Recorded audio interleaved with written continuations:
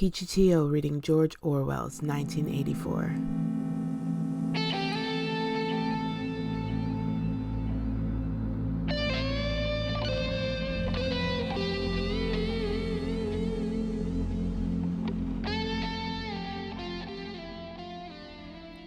Part 3, Chapter 6. The chestnut tree was almost empty. A ray of sunlight slanting through a window fell yellow on dusty tabletops. It was the lonely hour of 15. A tinny music trickled from the telescreens. Winston sat in his usual corner, gazing into an empty glass. Now and again he glanced up at a vast face which eyed him from the opposite wall. "Big Brother is watching you," the caption said.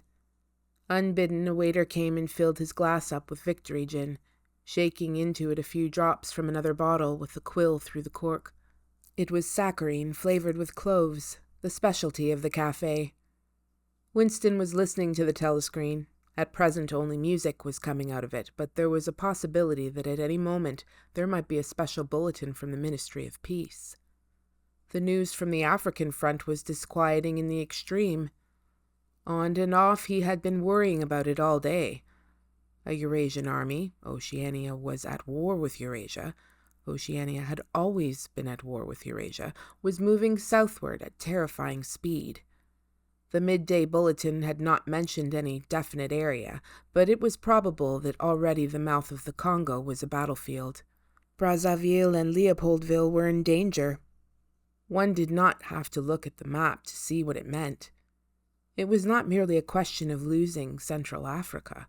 For the first time in the whole war, the territory of Oceania itself was menaced. A violent emotion, not fear exactly, but a sort of undifferentiated excitement flared up in him, then faded again. He stopped thinking about the war. In these days, he could never fix his mind on any one subject for more than a few moments at a time. He picked up his glass and drained it at a gulp. As always, it made him shudder and even retch slightly. The stuff was horrible. The cloves and the saccharine, themselves disgusting enough in their sickly way, could not disguise the flat, oily smell. And what was worst of all was that the smell of gin, which dwelt with him night and day, was inextricably mixed up in his mind with the smell of those... He never named them, even in his thoughts, and so far as it was possible, he never visualized them. They were something that he was half aware of, hovering close to his face, a smell that clung to his nostrils. As the gin rose in him, he belched through purple lips. He had grown fatter since they released him, and had regained his old color. Indeed, more than regained it. His features had thickened. The skin on nose and cheekbones was coarsely red. Even the bald scalp was too deep a pink. A waiter, again unbidden, brought the chessboard and the current issue of the Times, with the page turned down at the chess problem. Then, seeing that Winston's glass was empty, he brought the gin bottle and filled it. There was no need to give orders. They knew his habits. The chessboard was always waiting for him. His corner table was always reserved. Even when the place was full, he had it to himself, since nobody cared to be seen sitting too close to him. He never even bothered to count his drinks. At irregular intervals they presented him with a dirty slip of paper which they said was the bill, but he had the impression that they always undercharged him. It would have made no difference if it had been the other way about. He had always plenty of money nowadays.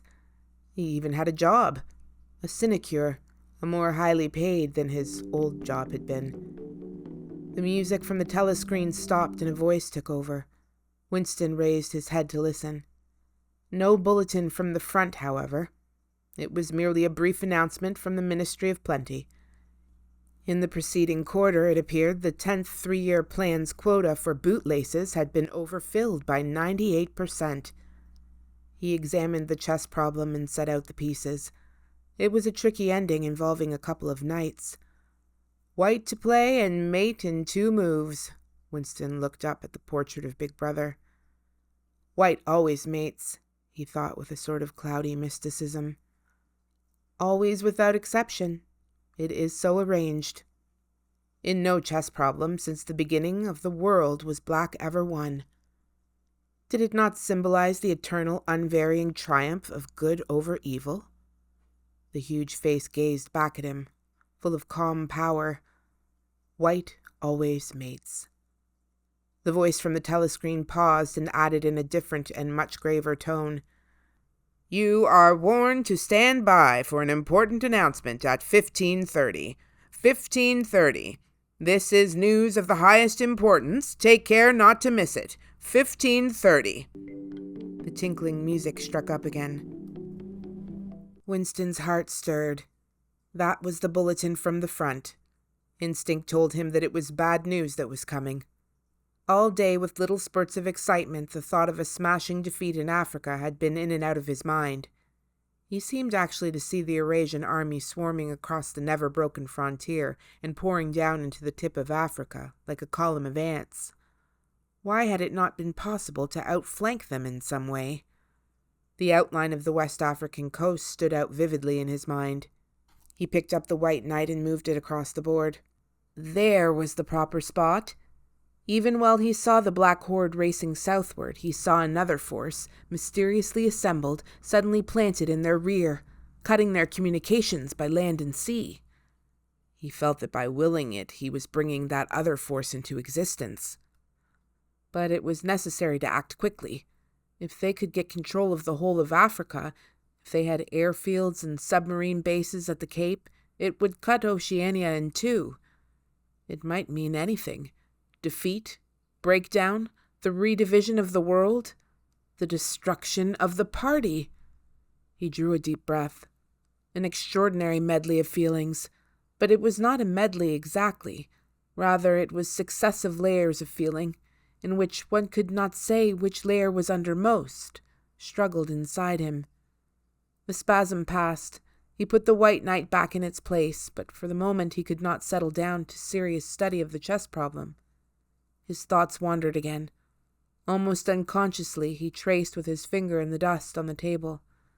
2 + 2 =... They can't get inside you, she had said. But they could get inside you. What happens to you here is forever, O'Brien had said. That was a true word. There were things, your own acts, from which you could not recover. Something was killed in your breast, burnt out, cauterized out. He had seen her. He had even spoken to her. There was no danger in it. He knew as though instinctively that they now took almost no interest in his doings. He could have arranged to meet her a second time if either of them had wanted to. Actually, it was by chance that they had met. It was in the park, on a vile biting day in March, when the earth was like iron and all the grass seemed dead, and there was not a bud anywhere except a few crocuses which had pushed themselves up to be dismembered by the wind. He was hurrying along with frozen hands and watering eyes when he saw her, not 10 meters away from him. It struck him at once that she had changed in some ill-defined way. They almost passed one another without a sign. Then he turned and followed her, not very eagerly. He knew that there was no danger. Nobody would take any interest in them. She did not speak. She walked obliquely away across the grass as though trying to get rid of him, then seemed to resign herself to having him at her side. Presently they were in among a clump of ragged leafless shrubs, useless either for concealment or as protection from the wind. They halted. It was vilely cold. The wind whistled through the twigs and fretted the occasional dirty-looking crocuses. He put his arm round her waist. There was no telescreen, but there must be hidden microphones. Besides, they could be seen. It did not matter. Nothing mattered. They could have lain down on the ground and done that if they had wanted to. His flesh froze with horror at the thought of it. She made no response whatever to the clasp of his arm. She did not even try to disengage herself. He knew now what had changed in her. Her face was sallower, and there was a long scar, partly hidden by the hair, across her forehead and temple. But that was not the change. It was that her waist had grown thicker, and, in a surprising way, had stiffened. He remembered how once after the explosion of a rocket bomb, he had helped to drag a corpse out of some ruins and had been astonished not only by the incredible weight of the thing, but by its rigidity and awkwardness to handle, which made it seem more like stone than flesh. Her body felt like that. It occurred to him that the texture of her skin would be quite different from what it had once been. He did not attempt to kiss her, nor did they speak. As they walked back across the grass, she looked directly at him for the first time. It was only a momentary glance, full of contempt and dislike. He wondered whether it was a dislike that came purely out of the past, or whether it was inspired also by his bloated face and the water that the wind kept squeezing from his eyes. They sat down on 2 iron chairs, side by side, but not too close together. He saw that she was about to speak. She moved her clumsy shoe a few centimeters and deliberately crushed a twig. Her feet seemed to have grown broader, he noticed. "I betrayed you," she said baldly. "I betrayed you," he said. She gave him another quick look of dislike. "Sometimes," she said, "they threaten you with something. Something you can't stand up to, can't even think about. And then you say, 'Don't do it to me. Do it to somebody else. Do it to so-and-so.' And perhaps you might pretend afterwards that it was only a trick and that you just said it to make them stop and didn't really mean it. But that isn't true. At the time when it happens, you do mean it. You think there's no other way of saving yourself, and you're quite ready to save yourself that way. You want it to happen to the other person. You don't give a damn what they suffer. All you care about is yourself." "All you care about is yourself," he echoed. "And after that, you don't feel the same towards the other person any longer?" "No," he said. "You don't feel the same." There did not seem to be anything more to say.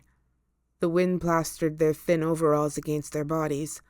Almost at once it became embarrassing to sit there in silence. Besides, it was too cold to keep still. She said something about catching her tube and stood up to go. "We must meet again," he said. "Yes," she said. "We must meet again." He followed irresolutely for a little distance, half a pace behind her. They did not speak again. She did not actually try to shake him off, but walked at just such a speed as to prevent his keeping abreast of her. He had made up his mind that he would accompany her as far as the tube station, but suddenly this process of trailing along in the cold seemed pointless and unbearable. He was overwhelmed by a desire not so much to get away from Julia as to get back to the Chestnut Tree Cafe, which had never seemed so attractive as at this moment. He had a nostalgic vision of his corner table with the newspaper and the chessboard and the ever-flowing gin. Above all, it would be warm in there. The next moment, not altogether by accident, he allowed himself to become separated from her by a small knot of people. He made a half-hearted attempt to catch up, then slowed down, turned, and made off in the opposite direction. When he had gone 50 meters, he looked back. The street was not crowded, but already he could not distinguish her. Any one of a dozen hurrying figures might have been hers. Perhaps her thickened, stiffened body was no longer recognizable from behind. "At the time when it happens," she had said, "you do mean it." He had meant it. He had not merely said it, he had wished it. He had wished that she and not he should be delivered over to the... Something changed in the music that trickled from the telescreen. A cracked and jeering note, a yellow note, came into it.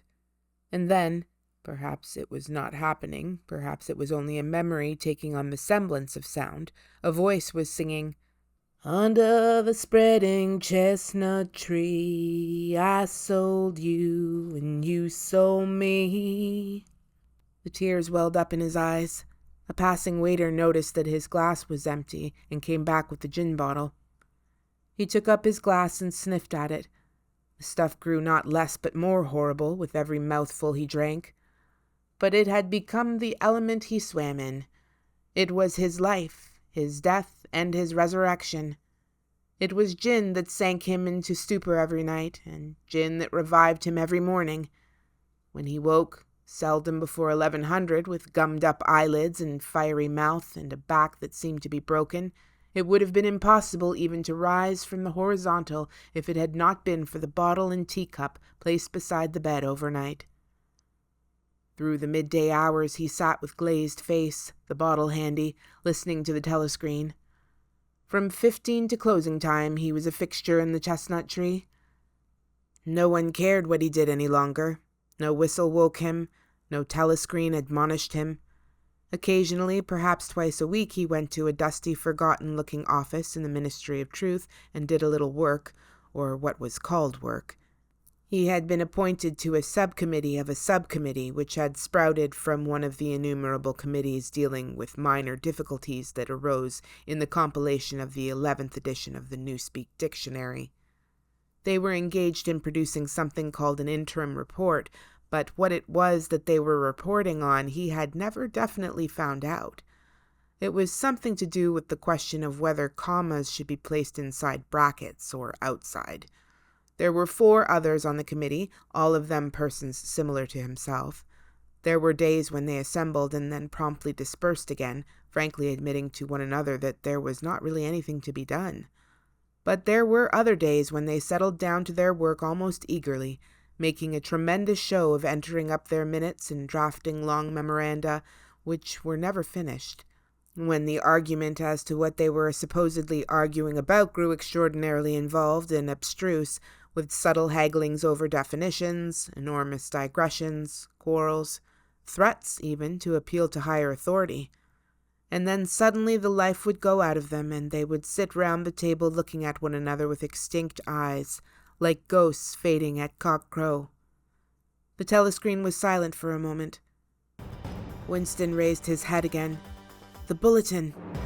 But no, they were merely changing the music. He had the map of Africa behind his eyelids. The movement of the armies was a diagram, a black arrow tearing vertically southward, and a white arrow tearing horizontally eastward, across the tail of the first.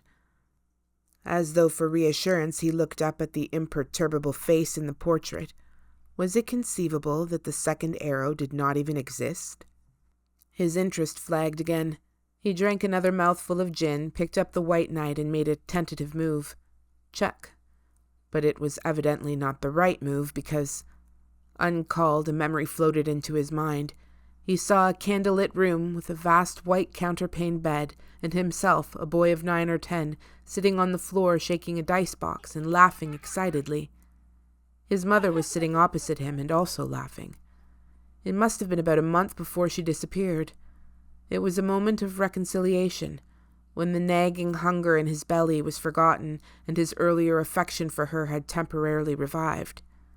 He remembered the day well, a pelting, drenching day when the water streamed down the window pane and the light indoors was too dull to read by. The boredom of the 2 children in the dark, cramped bedroom became unbearable. Winston whined and grizzled, made futile demands for food, fretted about the room, pulling everything out of place and kicking the wainscoting until the neighbors banged on the wall, while the younger child wailed intermittently. In the end his mother had said, "Now be good and I'll buy you a toy. A lovely toy. You'll love it." And then she had gone out in the rain to a little general shop which was still sporadically open nearby, and came back with a cardboard box containing an outfit of snakes and ladders. He could still remember the smell of the damp cardboard. It was a miserable outfit. The board was cracked, and the tiny wooden dice were so ill-cut they would hardly lie on their sides. Winston looked at the thing sulkily and without interest. But then his mother lit a piece of candle, and they sat down on the floor to play. Soon he was wildly excited and shouting with laughter as the tiddlywinks climbed hopefully up the ladders and then came slithering down the snakes again, almost back to the starting point. They played 8 games, winning 4 each.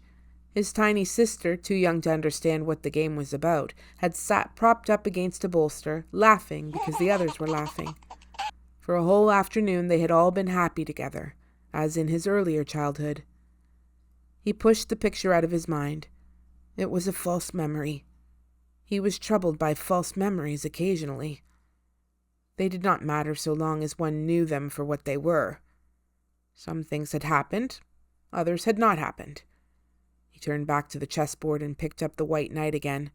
Almost in the same instant, it dropped onto the board with a clatter.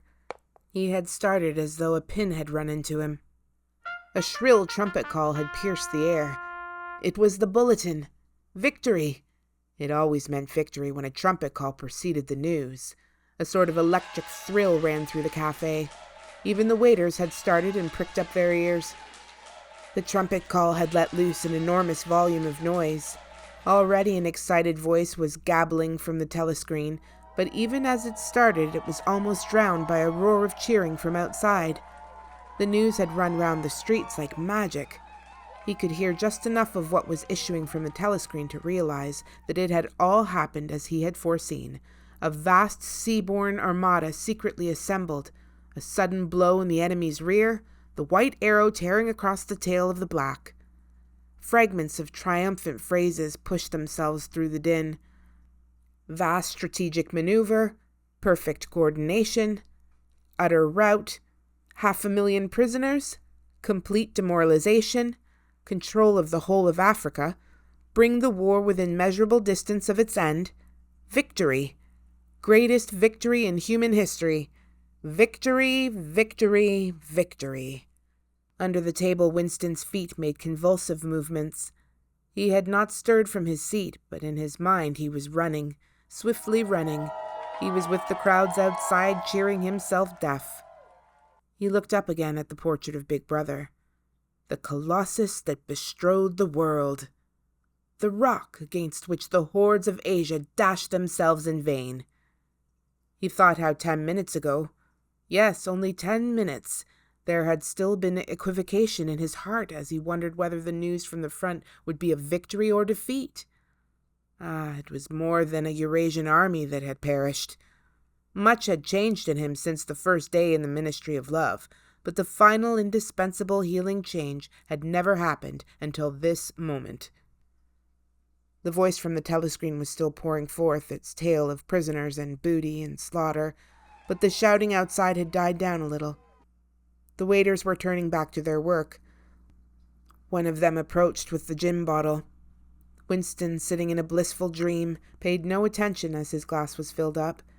He was not running or cheering any longer. He was back in the Ministry of Love, with everything forgiven, his soul white as snow.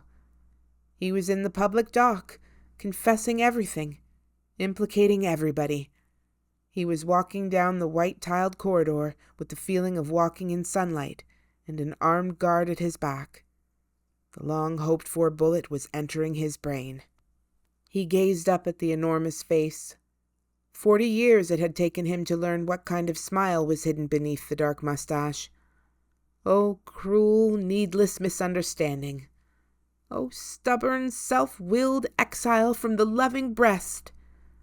2 gin-scented tears trickled down the sides of his nose. But it was all right. Everything was all right. The struggle was finished. He had won the victory over himself. He loved Big Brother. The end. If you've enjoyed this reading, please let me know by clicking the like button, subscribing, and hitting the notification bell so that you know when another story is available. Please visit peachybooks.ca to read my reviews and have some lively discussions about great books. Thanks for listening.